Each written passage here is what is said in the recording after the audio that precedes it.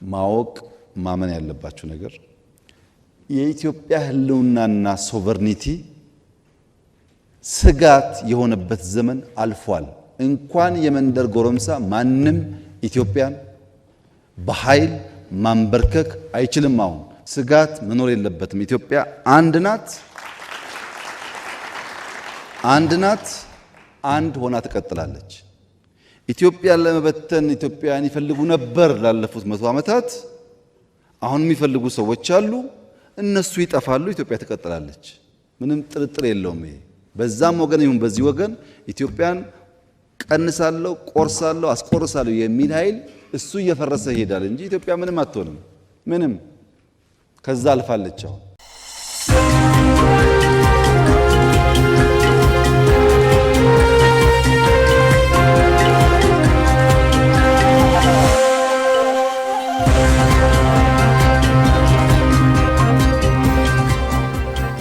ጉዳይ ሚኒስትር ሰርጌይ ላቭሮቭ የኔቶ የመከላከያ ወጪ በሀገራቸው ደህንነት ላይ ተጽዕኖ እንደማይኖረው ያላቸውን እምነት ገልጸዋል።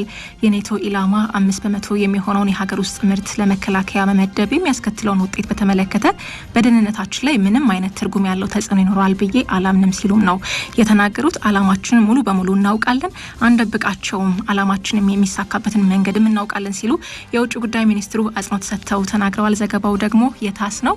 ሌሎች ዓለም አቀፍ መገናኛ ብዙሃን በፊት ገጾቻቸው ምን ጉዳዮች ላይ ትኩረት አደረጉ የሚለውን ደግሞ ልትነግረን ጸገነት አማሃ ስቱዲዮ መታለች። ጸገነት እንኳን ደህና መጣሽ። አመሰግናለሁ ሀመልማል። ቀዳሚ የማደርገው የአፍሪካ ጉዳይ ነው። የደቡብ አፍሪካው ፕሬዝዳንት ሲሪል ራማፎዛ ከፓርቲያቸው የአፍሪካ ብሔራዊ ኮንግረስ ቁልፍ ጥምረት አጋር የሆነውን የዲሞክራቲክ አሊያንስ ፖለቲከኛ ከምክትል ንግድ ሚኒስትርነት አንስተዋል። የራማፎዛ ቢሮ ለምን አንድሪው ዊትፊልድን ከካቢኔው እንዳነሱ በግልጽ የተነገረ ነገር አለመኖሩ ነው የተነገረው።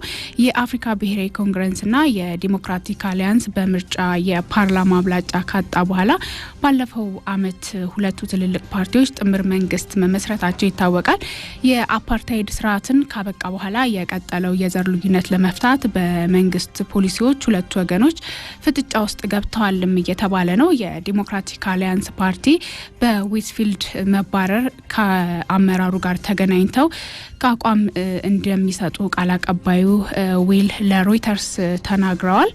ወደ ሌላኛው ጉዳይ ሳልፍ የኢራን የአየር ክልል ሙሉ በሙሉ ዝግ ሆኖ ይቆያል ተብሏል። የኢራን የአየር ክልል እስከ ነገ ምሽት 2 ሰዓት ድረስ ተዘግቶ ይቆያል። ኢራን ከእስራኤል ጋር የተኩስ አቁም ስምምነቱን ተከትሎ የአየር ክልሏ በከፊል እንደምትከፍት በትላንትናው ዕለት አስታውቃ ነበር። አልአረቢያ ዛሬ እንዳስነበበው ከሆነ የኢራን የአየር ክልሏ እስከ ነገ ምሽት 2 ሰዓት ድረስ ዝግ አድርጋ እንደምትቆይ ነው ያስነበበው። ማስታወቁን ኢንተርፋክስ የዜና ወኪል አስነብቧል። ታስ የዜና ወኪል በበኩሉ የክሬምሊን ቃል አቀባይ ዲሚትሪ ፔስኮቭ ጠቅሶ እንደዘገበው ሩሲያ በቀጣይ የአሜሪካን ለሽምግልና የምታደርገውን ጥረት እንደምትደግፍ ተናግሯል። ከ3 ዓመት በላይ የዘለቀው ድርድሩ እንደገና የቀጠለውን ሩሲያና ዩክሬን በግንቦት 16 እና ሰኔ 2 ኢስታንቡል ውስጥ ፊት ለፊት ተገናኝተው ተከታዩን የእስረኞች መለዋወጥና የሞቱ ወታደሮች አስክሬን ልውውጥ ማድረጋቸው ይታወቃል። በተለይ አሁን ላይ ግን ከዩክሬን በኩል ምንም አይነት መሻሻል አለመኖሩን ነው ታስ የዜና ወኪል ጠቅሶ የዘገበው። በግሪክ በፓላሚያ ፎኪያ በተከሰተው ሰደድ እሳት 4 የባህር ዳርቻ ላይ ያሉ መንደሮች ላይ ያሉ ነዋሪዎች አካባቢውን ለቀው እንዲወጡ የአካባቢ ባለስልጣናት አሳስበዋል። የግሪክ የእሳት አደጋ ተከላካዮች ከአቴንስ በስተደቡብ 40 ኪሎ ሜትር ርቀት ላይ በምትገኘው የባህር ዳርቻ ፓሊያ ፎካያ አቅራቢያ ያሉ ቤቶች ላይ የደረሰውን የእሳት አደጋ እየተከላከሉ ነው የሚገኙት። በ8 አውሮፕላኖች በ5 ሄሊኮፕተሮችና በ28 ተሽከርካሪዎች በመታገዝ 90 የእሳት አደጋ ተከላካዮች በፓሊያ ፎኪያ አካባቢ ተሰማርተው የሰደድ እሳቱን እየተከላከሉ እንደሚገኙ ነው የተናገረው። ሞቃታማው የአውሮፓ ደቡባዊ ጫፍ ላይ የምትገኘው ግሪክ ከቅርብ ዓመታት ወዲህ ተደጋጋሚ የሰደድ እሳትና የጎርፍ አደጋ እያጋጠማት መሆኑን ሮይተርስ የዜና ወኪል አስነብቧል። የተባበሩት መንግስታት ድርጅት ዋና ጸሐፊ አንቶኒዮ ጉተሬስ በዓለም አቀፍ ከፍተኛ ቁጥር ያለው የትጥቅ ግጭት መቀስቀሳቸውን አስታውቀዋል። አባል ሀገራቱ ከጥቃት የመከላከል ኃላፊነት እንዲወጡም ነው ያሳሰቡት።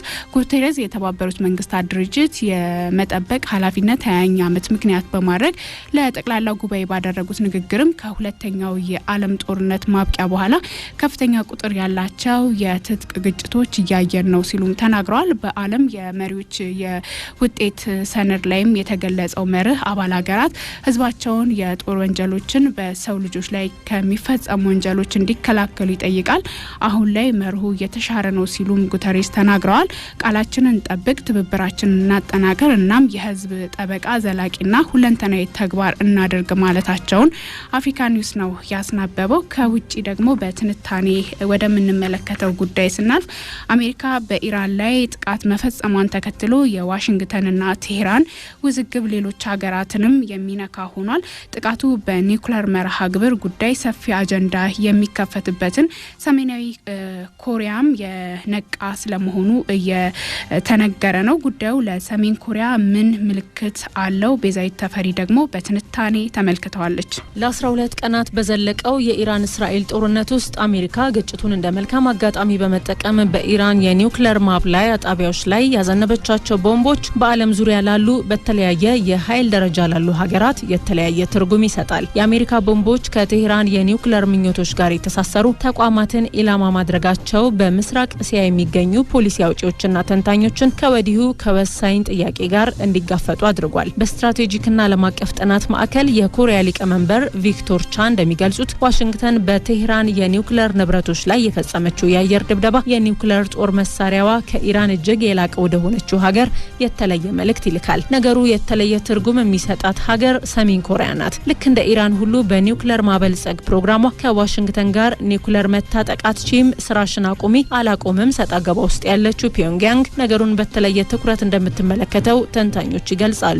በእርግጥ ከኢራን ጋር ሲነጻጸር ሰሜን ኮሪያ የኒውክሌር ኃይል ለመታጠቅ የሄደችበት ርቀት እጅጉን ከፍ ያለ ነው። የቢሆንም ግን ሙሉ በሙሉ የኒውክሌር ጦር መሳሪያ ባለቤት መሆን እስካልተቻለ ድረስ በሂደት ላይ መቆየት በማንኛውም አጋጣሚ የጥቃት ሰለባ ሊያደርግ እንደሚችል ኢራን ማሳያ ናት። የሰሜን ኮሪያው መሪ ኪም ጆንግ ኡንም ይህን አስበዋል። ለዚያ ነው ከምንጊዜውም በበለጠ ፍጥነት ሰሜን ኮሪያ የኒውክሌር ታጣቂ እንድትሆን በፍጥነት እንዲሰራ እያሳሰቡ ያሉት። ተንታኞች እያስጠነቀቁ እንዳሉት የዋሽንግተን ወታደራዊ እርምጃ ፒዮንግያንግ የጦር መሳሪያ ፕሮግራሟን ለማፋጠንና ከሩሲያ ጋር ያለውን ትብብር ለማጠናከር ያላትን ቁርጠኝነት ሊያጠናክረው እንደሚችል ነው። በደቡብ ኮሪያ ኪዮንግናም ዩኒቨርሲቲ የሰሜን ኮሪያ ጥናት ፕሮፌሰር የሆኑት ሊም ኡልቹል ፕሬዚዳንት ትራምፕ በኢራን የኒውክሌር ማብላያዎች ላይ የፈጸሙት ጥቃት የሰሜን ኮሪያን የረጅም ጊዜ የኒውክሌር ጦር መሳሪያ ልማት የበለጠ እንደሚያጠናክር ጥርጥር የለውም ይላሉ። ሰሜን ኮሪያ የቅርብ ጊዜውን የአሜሪካ የአየር ጥቃትም እንደ ቅድመ ሁኔታ ወታደራዊ ስጋት አድርጋ ትገነዘባለች። እናም የራሷን የቅድመ መከላከል የኒውክሌር ሚሳኤል ጥቃቶችን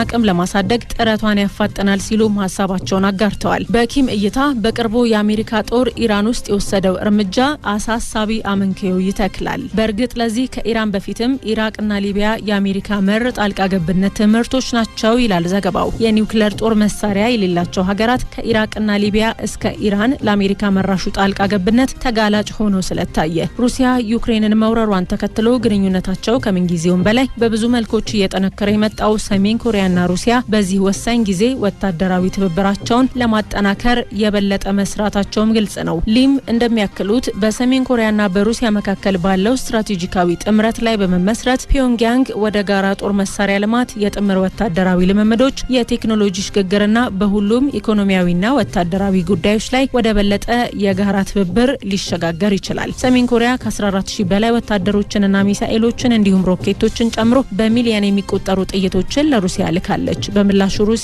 ለሰሜን ኮሪያ የአየር መከላከያ መሳሪያዎችን፣ የጸረ አውሮፕላን ሚሳኤሎችን፣ የኤሌክትሮኒክስ ጦርነት ስርዓቶችንና የተጣራ ዘይትን ጨምሮ የተለያዩ ውድ መሳሪያዎችንና ቴክኖሎጂዎችን ሰጥታለች፣ መስጠቷንም ትቀጥላለች። እነዚህ ድርጊቶች ሰሜን ኮሪያ የባላስቲክ ሚሳኤሎች ፕሮግራሟን የበለጠ እንድታዳብር አስችሏታል። ሰሜን ኮሪያ የኒውክሌር ጦር መሳሪያ ፕሮግራሟን እንድትተው ለማሳመንና ለማስገደድ የተለያዩ ማዕቀቦችና ማስፈራሪያዎች ለአመታት ጥረት ቢደረግም ፒዮንግያንግ ግን ዋና ጉዳዩ አድርጋ እየሰራችበት ቀጥላለች። ይህ ሰሜን ኮሪያን እንደ ጋራ ስጋት ለሚቆጥሩት ደቡብ ኮሪያና ጃፓን እንዲሁም ደግሞ ለቀጠናው አለመረጋጋት ትልቅ ድርሻ ይኖረዋል። ለዚህ ነው የቀጠናው የፖለቲካ ተንታኞች አሜሪካ በኢራን ላይ የወሰደችው እርምጃ ሰሜን ኮሪያ የኒውክሌር ጦር መሳሪያ ባለቤትነቷን ለማረጋገጥ ሩጫዋን እንደምታፈጥነው ስጋት የፈጠረባቸው።